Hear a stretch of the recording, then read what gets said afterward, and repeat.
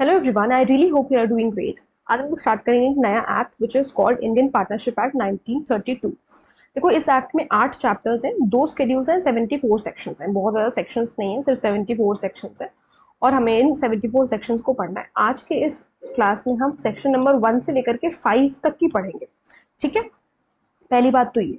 दूसरी बात कि इसकी एनफोर्समेंट डेट क्या है, कब इसको एनैक्ट हुआ था, तो आपको ये सारी बातें भी पता होनी चाहिए क्योंकि बहुत बेसिक्स हैं, इससे भी सवाल बन जाते हैं कभी कभी। अब ये वाले ऐसे सवाल हैं कि या तो आपको आते हैं या तो नहीं आते हैं। ठीक है, so this is act number 9 of 1932। 8 अप्रैल 1932 की इसकी एनैक्टमेंट डेट है। एंड कब ये एनफोर्स हुआ था, कब फोर्स में आया था, तो it shall come into force on the first day of October 1932। लेकिन सेक्शन नंबर 69 फोर्स में नहीं आया था इस डेट को, ये आया था एक साल बाद 1 अक्टूबर 1933 को।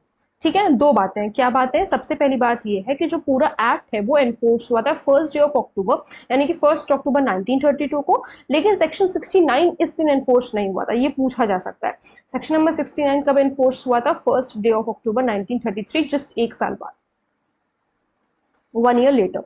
ठीक है, तो ये बात आपको ध्यान रखनी है। प्रियम्बल क्या कह रहा है? Preamble is saying an act to define and amend the law relating to partnership, whereas it is expedient to define and amend the law relating to, जहां पर भी कहीं नेसेसरी है कि लॉ को डिफाइन किया जाए, अमेंड किया जाए, जो भी लॉ रिलेटिंग है पार्टनरशिप से, is hereby enacted as follows. ये सारे फिर हमको अब सेक्शंस पढ़ने। चैप्टर नंबर 11 आईसीए में पहले था बट अब इसको रिपील कर दिया गया था और इसका एक डिफरेंट लेजिस्लेशन बनाया गया, जिसे हम आईपीए या इंडियन पार्टनरशिप एक्ट 1932 कहते हैं। शॉर्ट टाइटल इलेक्शन कमेंसमेंट बढ़ाने की जरूरत नहीं है। मैं जो मेन बात थी एनफोर्समेंट वाली, कब कमेंसमेंट हुआ, तो वो मैंने आपको बता दिया। डेफिनेशंस इसमें बहुत थोड़ी डेफिनेशंस हैं, वो बस हमें पढ़नी है।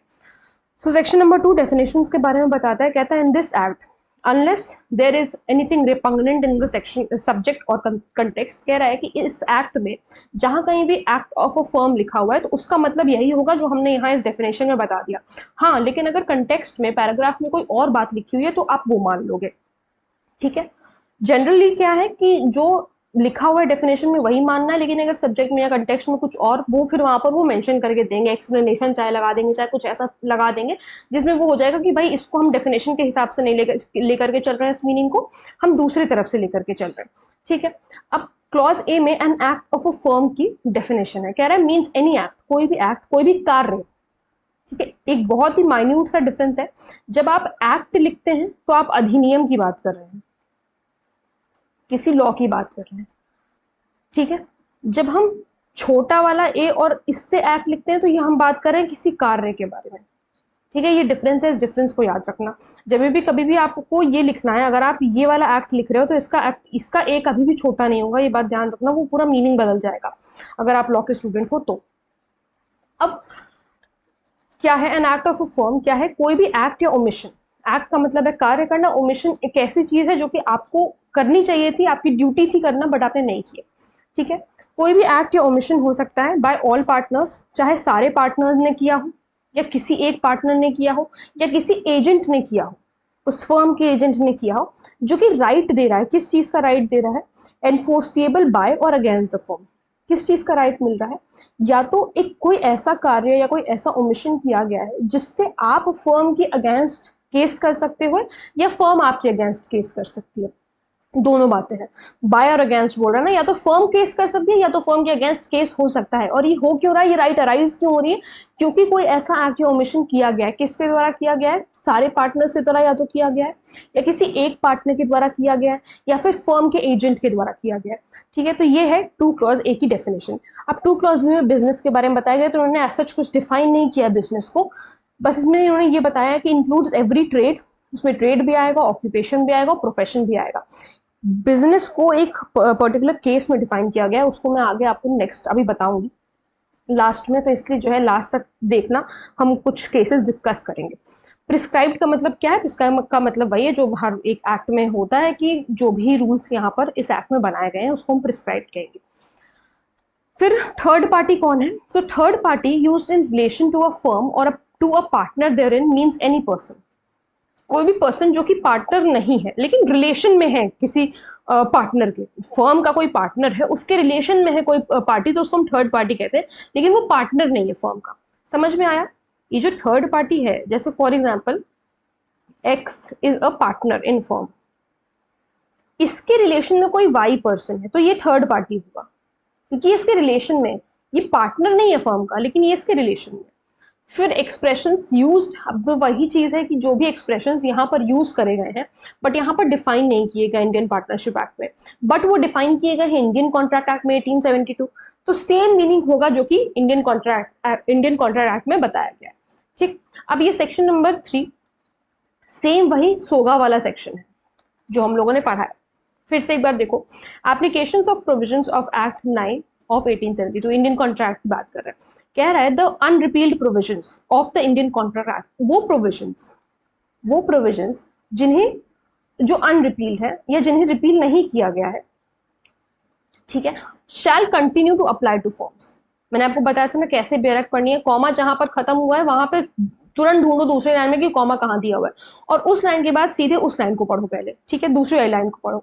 तो क्या कह रहा है कि the unrepealed provisions of the Indian contract act, जो भी प्रोविजंस हैं जो कि अनरिपील्ड हैं इंडियन कॉन्ट्रैक्ट एक्ट के, वो अप्लाई करेंगे फर्म्स के ऊपर, अप्लाई करेंगे फर्म्स के ऊपर as it is. But this thing is save in so far as they are inconsistent, लेकिन अगर वो इनकंसिस्टेंट है, लेकिन अगर ये वाले जो प्रोविजंस है जो अनरिपील्ड है, ये अगर इनकंसिस्टेंट है आईपीए से, इनकंसिस्टेंट है इंडियन पार्टनरशिप एक्ट से, तो अप्लाई नहीं करेंगे, इट विल नॉट अप्लाई, ठीक है, तो अप्लाई नहीं करेंगे। फिर से एक बार सुनो, जो अनरिपील्ड प्रोविजंस हैं इंडियन कॉन्ट्रैक्ट एक्ट के, वो अप्लाई करेंगे फर्म्स के ऊपर एज इट इज अप्लाई करेंगे, लेकिन उन्होंने क्या कहा, एक एक्सेप्शन दे दिया कि अगर वो प्रोविजंस जो कि अनरिपील्ड हैं, जो अभी भी मौजूद है इंडियन कॉन्ट्रैक्ट एक्ट में, अगर वो इनकंसिस्टेंट है, यानी कि वो इंडियन पार्टनरशिप एक्ट से हार्मनी नहीं बैठा पा रहे हैं, वो जो इंडियन पार्टनरशिप में लिखा हुआ है वो उसके विपरीत लिखा हुआ है, इंडियन कॉन्ट्रैक्ट एक्ट में उसके ऑपोजिट बात लिखी हुई है, तो फिर अगर इनकंसिस्टेंट है तो फिर अप्लाई नहीं होंगे, ठीक है, भले ही अनरिपील्ड हो उससे में कोई फर्क नहीं पड़ता, तो फिर अप्लाई नहीं करेगा। यही हम लोगों ने सेल ऑफ गुड्स एक्ट में भी देखा था, सेम चीज सेक्शन नंबर 3 में लिखी हुई थी। अब हम आते हैं सेक्शन नंबर 4 पे। सेक्शन नंबर 4 से हमारा चैप्टर नंबर 2 स्टार्ट हो जाता है, द नेचर ऑफ पार्टनरशिप, और ये दो ही सेक्शन अब हम और पढ़ेंगे।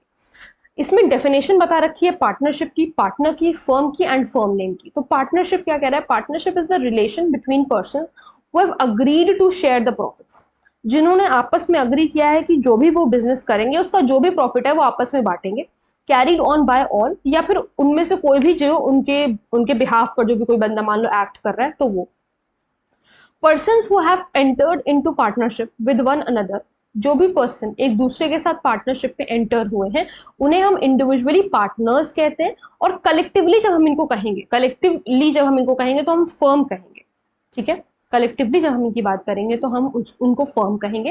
And the name under which their business is carried, और जिस नाम के अंदर जो भी नाम होगा जहां पे इनका बिजनेस कैरी ऑन हो रहा है उसको हम फर्म नेम बोलेंगे, कुछ ना कुछ फर्म नेम होगा ना, तो उसको हम फर्म नेम बोलेंगे। क्या है, पार्टनरशिप एक ऐसा रिलेशन है कुछ लोगों के बीच में, देखो दो या दो से ज्यादा लोग होने चाहिए पार्टनर, अकेला बंदा कैसा पार्टनरशिप करेगा, दो या दो से ज्यादा लोग होने चाहिए ना। तो पार्टनरशिप एक रिलेशन है पर्सन्स के बीच में, जो जिन पर्सन्स ने आपस में अग्री किया है कि वो बिजनेस का प्रॉफिट शेयर करेंगे, ठीक है। दूसरी बात, पार्टनर्स के बारे में बताया कि इनको जो भी बंदे पार्टनरशिप में एंटर हुए हैं उनको हम इंडिविजुअली पार्टनर्स कहते हैं, और जब कलेक्टिवली हम उनको बोलेंगे तो फर्म बोलेंगे। और the name under which their business is carried, जिस नाम के अंडर वो बिजनेस कर रहे हैं उनको हम फर्म नेम बोलेंगे, ठीक है। अब सेक्शन नंबर 5 भी थोड़ा सा इंपॉर्टेंट सेक्शन है, देखो, partnership not created by status, the relation of partnership arises from contract. Partnership कहां से निकला है, कॉन्ट्रैक्ट से निकला है। कॉन्ट्रैक्ट हो, एक तरीके का कॉन्ट्रैक्ट होता है जब आप पार्टनरशिप के बारे में बात करते हो। तो सेक्शन नंबर 10 में और फिर आईसीए इसेंशियल, अगर वो पढ़ा है अगर आपने कॉन्ट्रैक्ट तो समझ में आ रहा होगा what I am talking about.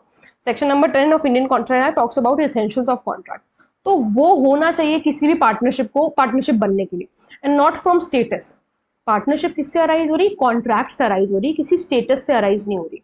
And in particular जो भी मेंबर्स होते हैं ऑफ हिंदू अनडिवाइडेड फैमिली, जो कि अपना मतलब उनका फैमिली बिजनेस चला आ रहा है, और एक Burmese Buddhist husband and wife carry on business, वो लोग पार्टनर्स नहीं कहलाते हैं उस बिजनेस में। कोई एक हिंदू अनडिवाइडेड फैमिली यानी कि एक बहुत बड़ी जॉइंट फैमिली है, वो अपना कुछ फैमिली बिजनेस चला रही है, तो वहां पर जो भी फैमिली मेंबर्स हैं जो भी उस बिजनेस को देख रहे हैं वो सब पार्टनर्स की कैटेगरी में नहीं आते, वो सब पार्टनर्स नहीं होंगे। और यहाँ पर बुद्धिस्ट हस्बैंड और वाइफ के बारे में जो बात हो रही है, अगर वो लोग भी बिजनेस कैरी ऑन कर रहे हैं तो वो भी पार्टनर्स की कैटेगरी में नहीं आएंगे। ठीक है, तो ये दो बातें हैं जो आपको ध्यान रखनी है। ओके, अब यहाँ पर हम कुछ पहले केसेस के बारे में बात कर लेते हैं। कुछ जो इंपॉर्टेंट चीजें हैं जो मुझे आपको लिखवा दी है, वो आप लोग चाहो तो आप अपनी बेरक में लिख लो, या तो जहां पर भी आप नोट्स बना रहे हैं वहां पर लिख लो। जो डेफिनेशन है बिजनेस की, just a minute,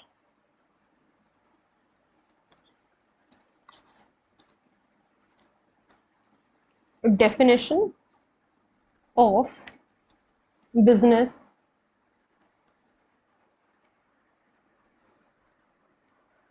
is given by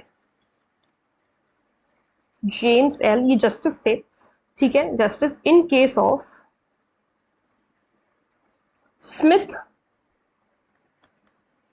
versus Anderson.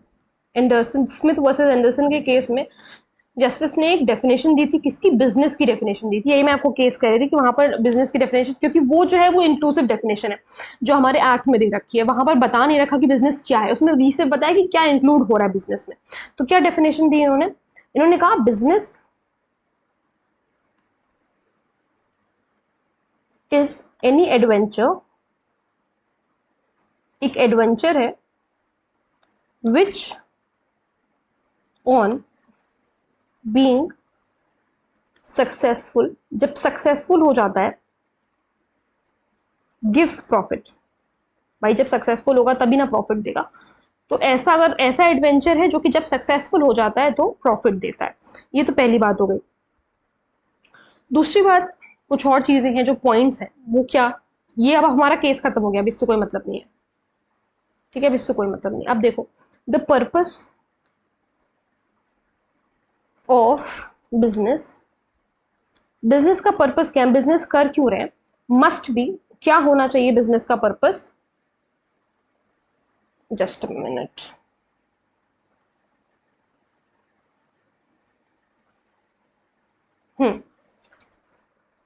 Must be sharing profits. ठीक है, पहली बात ये। दूसरी चीज, डज चैरिटेबल थिंग्स, जो हम चैरिटी करते हैं ना, वो बिजनेस में नहीं आती या वो पार्टनरशिप में नहीं आता। Charitable things can can't come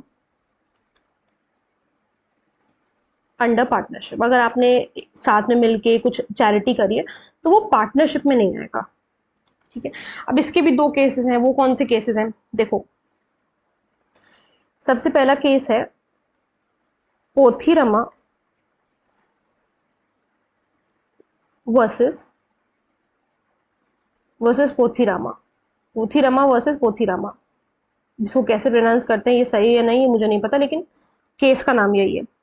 privy council held, PC मतलब privy council held that where the object of the firm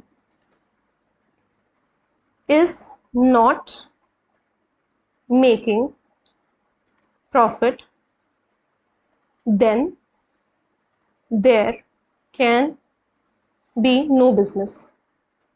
जहां पर फर्म का जो पर्पस है, जो ऑब्जेक्ट है, जो ऑब्जेक्टिव है, जो गोल है, अगर वो पैसा बनाना या प्रॉफिट कमाना नहीं है तो फिर हम नहीं कह सकते कि ये कोई बिजनेस है, हम उसे बिजनेस नहीं मानते। अब एक और केस है wise versus perpetual trust company.